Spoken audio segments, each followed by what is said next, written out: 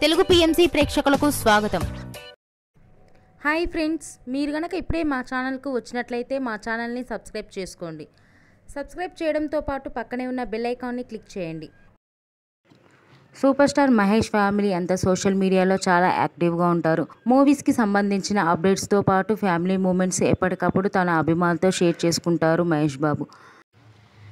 తాజాగా మహేష్ బాబు డాటర్ సితార తన latest photo స్టిల్స్ని అభిమానులతో ఆ ఫొటోస్ చూసి చాలా క్యూట్గా ఉంది అంటూ అభిమానులు కామెంట్ చేస్తున్నారు. ఆ ఫొటోస్ని మనం కూడా చూసేద్దాం.